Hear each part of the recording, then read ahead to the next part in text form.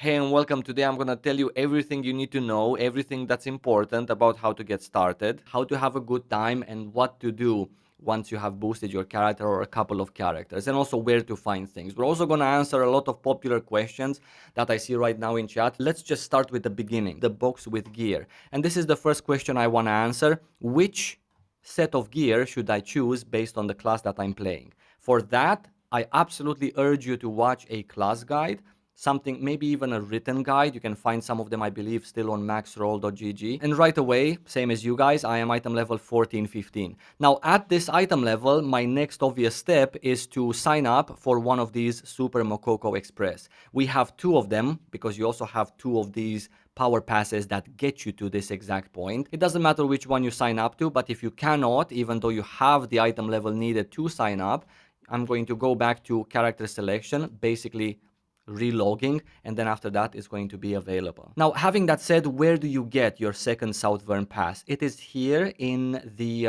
item product inventory, as it's called, in this gift right here. So if I were to claim it, yeah, it's going to go to my bag, and then from my bag I will click it, use it, it disappears, and then I can go back to character selection screen on a fresh character and get to the exact same point as I am with this one. Let's talk a little bit about the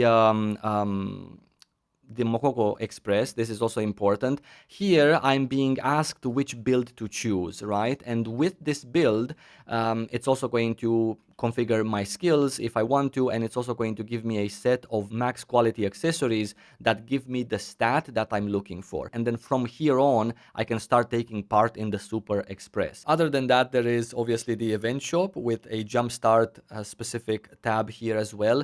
These tokens you earn from doing content such as Chaos Dungeons, Guardian Raids, and also the Blooming Mokoko event. The more characters you have doing Chaos Dungeons and Guardian Raids, regardless of the tier, the more of these tokens you're going to have, and the faster you're going to be able to empty these shops. Everything is very important. They should absolutely be emptied on a weekly basis. This is your goal here. Both tabs empty.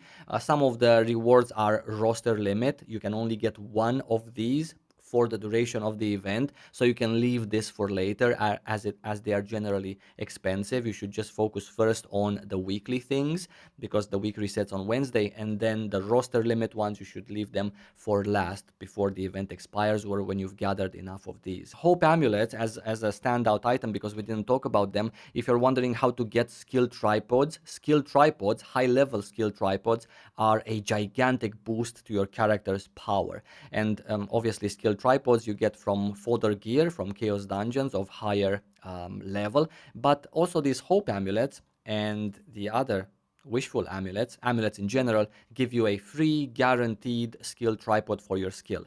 Which skill should you select from the list of skills that you're going to have available? That is again up to you to search for an updated build for your class based on what you have selected here in the engraving settings as well, and just see what skills are of priority to boost up with the skill tripods. Before jumping into any content after you've boosted, I highly recommend you visit the honing area right here, the honing merchant, and seeing how much you can go up with the materials that you currently have in your bag. And when you finish honing your character for the day, because you've ran out of honing mats, I would see what content can I get into, and the pieces of content that I highly recommend is definitely your dailies, 3 daily quests, 2 chaos dungeons, and 1 guardian raid of whatever highest tier you can possibly do. And then obviously there are the legion raids, but I would wait with legion raids up until at least Saturday, if not Sunday as well, simply because maybe by that time, if you're not 1445 or if you're not 1460 or 1475 or 1490, maybe you will be able to get there at that point, and so you can do different legion raids or different modes. You don't have to necessarily consume your Valtan cooldown on entering Valtan normal mode today. You can wait and do Valtan hard mode if you feel up for it, for example, at a later stage when you get to that item level. However, There are things that don't really matter at which item level you do. Like for example, the Chaos Line dungeon, it's located here. This is the one. And there is an NPC there that gives you a variety of honing materials. Challenge Abyssal Dungeon and Challenge Guardian Raid are two pieces of content that are definitely nice to do once per week with one character only on your whole roster. The tower is another important piece of content, simply because the first time you do it on your roster with one character, like for example I have mine here, then this character gets roster wide goodies, a rune, some card packs, skill points, some silver, etc. The same goes for the Fate Spire here, and then the same goes for the Fortune Spire, which is the tier 3 version of the tower. For this one, of course, I would need to be higher item level, like 1540, 1530, etc. And the thing here is that every other subsequent character that wants to do the tower after you've completed it once does not get these rewards anymore. Instead, they all get honing materials. Similar to the tower is the Throne Spire. I cannot access this because I haven't finished my quest. However, this one is kind of the same idea, with just better and nicer rewards once you match the gear point to be able to actually complete it. Another thing you can do if you're missing Oreha fusion materials, for example, is to spend your life energy on doing either excavating or fishing. I recommend one of these two. These gatherables allow you to craft Oreha fusion materials at your stronghold. Stronghold, which needs to be unlocked. Generally speaking, the quest to unlock the stronghold is in Lutera, but the quest is also available here in your guide quests, and then it takes you to Lutera maybe to speak to a couple of people, and then you've unlocked your stronghold. The stronghold itself does need a couple of upgrades before you can get into all of the crafting things. Then I would obviously like to recommend creating a second character, a third character, and so on. The more characters you have, obviously, the more of the daily content and weekly content you can do, and that is valuable because you get an extra infusion of materials that you can send over to one of them in case you're missing some. And speaking of subsequent characters, Stronghold comes into play here, because at your Stronghold there is research that you can do. I actually talked about it a couple of videos ago if you want to watch. And this research increases your honing success rates for every character on your roster, assuming one of them already went through that without these extra honing rates. Outside the port of Punica is a merchant that you should get into your muscle memory once every week. This one sells you level 1 gem chests in exchange of these C tokens. You can get plenty of these C tokens, for example, by exchanging a couple of event coins for them. And this is something that only one character on your roster can get once a week.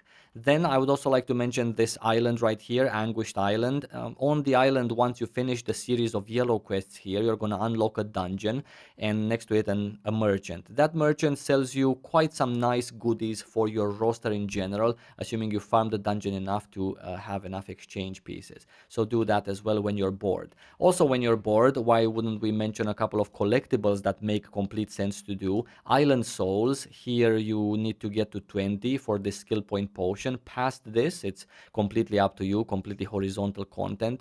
Giant Hearts, here you would like to get to 12 just because you have more skill point potions. And then lastly, Omium Stars, here you would need to get to 6 just because you have 2 skill point potions again to acquire, and obviously some runes that are important for some of the classes, very important actually for some.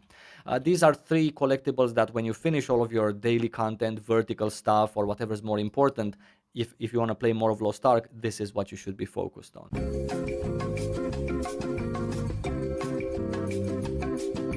Joining a guild is another, like, first, second, you're online in Lost Ark, that's when you should be joining a guild. And being in one allows you to do your daily contribution for the guild. And every week on Wednesday, your characters that are in guilds and have participated in contribution will get a batch of Bloodstone Crystals. Bloodstone Crystals, which in North Vern can be exchanged at this NPC right here for boxes that can give you either entry tickets to the Cube, which is a super cool and important piece of content, and or silver. Also, don't forget that each major town has a Legion Raid Exchange NPC. This is not a day one concern. Maybe this is a week 2, 3, 4 concern. And afterwards, the more Legion raids you do, the more of these tokens you're going to do, obviously, with your you're going to have it on your roster. And you can get a variety of things such as amulets for skill tripods. You can get legendary engraving books. You can get